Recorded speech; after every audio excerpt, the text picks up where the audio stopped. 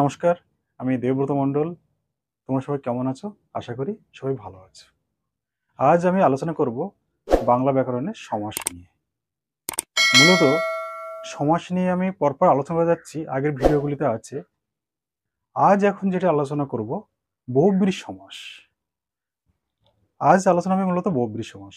বহুব্রীহি সমাস কাকে বলে, কিভাবে চিনব বহুব্রীহি সমাস আমরা? বহুব্রীহি সমাসের উদাহরণ সহজভাবে চেনার যে উপায়গুলি আছে, কোনগুলি দেখলে আমরা বহুব্রীহি সমাস চিনতে পারবো যে এটি বহুব্রীহি সমাস, সেই চেনার উপায়গুলি সম্পর্কে আলোচনা করব এবং তারপর উদাহরণ নিয়ে আলোচনা করব এবং তারপর আলোচনা হবে বহুব্রীহি সমাসের শ্রেণী বিভাগ, কটি শ্রেণী বিভাগ আছে এবং প্রতিটি শ্রেণী বিভাগ সম্পর্কে আলোচনা করব এবং তার উদাহরণ সহ আলোচনা করব, যাতে একদিকে শ্রেণী শিক্ষণ হবে, অন্যদিকে চাকরি পরীক্ষা যেমন স্কুল সার্ভিস কমিশন, প্রাইমারি প্রতিযোগিতামূলক পরীক্ষায় যে ধরনের প্রশ্নগুলি আসে বাংলা ব্যাকরণের থেকে, সেই টপিকগুলি বা সেই আলোচনাগুলি এখানে বা ব্যাকরণের সেইগুলিই আলোচনা হবে, যাতে সহজে শেখা যায় বা বহুব্রীহি সমাস কি আলোচনা হচ্ছে এখানে।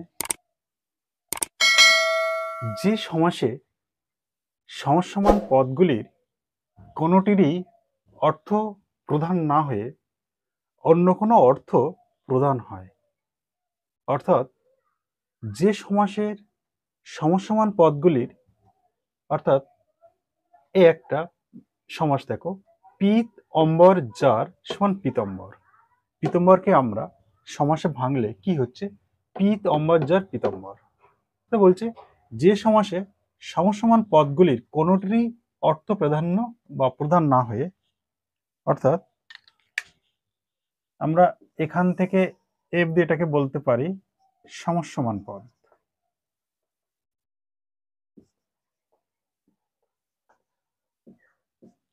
সমসমান পদ বলছে যে যে সমাসের সমসমান পদগুলির কোনটিরই অর্থ প্রদান না হয়ে অন্য কোনো অর্থ প্রদান হয়, অর্থাৎ অন্য কোনো অর্থ প্রদান হয়, তাকে বলে বহুব্রীহি সমাস।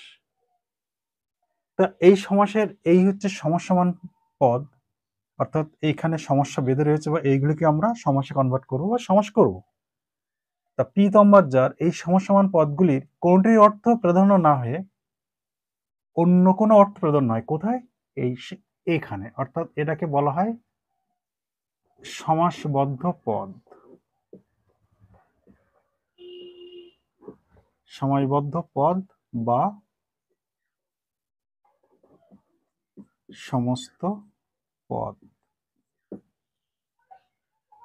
অর্থাৎ যে সমাসের সমসমান পদগুলি কোনটি অর্থ প্রদান না হয়ে অন্য কোনো অর্থ প্রদান হয়, তাকে বলে বহুব্রীহি সমাস। অর্থাৎ পীতম্বর যার, পীতম্বর পীতম্বর যার এই সমসমান পদগুলির কোনটি অর্থ প্রাধান্য হচ্ছে না বা প্রধান হচ্ছে না সমাস করতে গিয়ে, বা সমাস যেটাতে হয়েছে বা সমস্তবদ্ধ পদ যেটাতে হয়েছে, সেটা কি হলো, এর অর্থ না বুঝে একটা আলাদা অর্থ হলো পীতম্বর।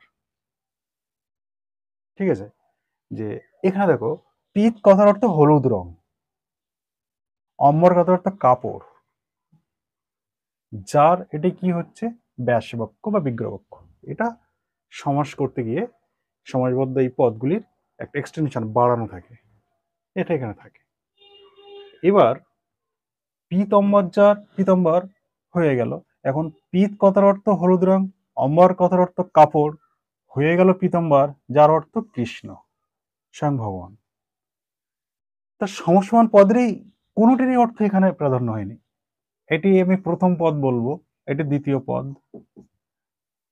এটি পূর্বপদ, এটাও আমরা বলতে পারি এটা পূর্বপদ, এটাই তো, আর এটা পরপদ।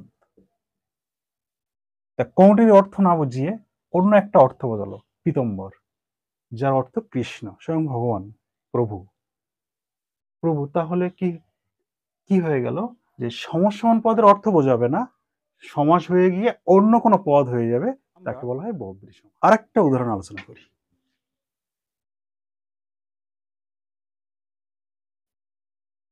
দেখো, গৌর অঙ্গ যার সমান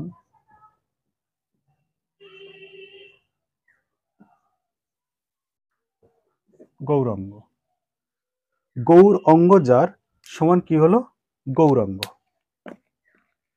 এইখানটা দেখো, গৌর অর্থাৎ সাদা বা পরিষ্কার, সাদা বর্ণ বা পরিষ্কার।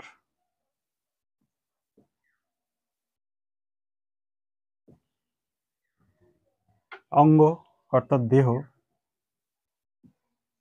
বা শরীর, এটা হতে পারে। এখন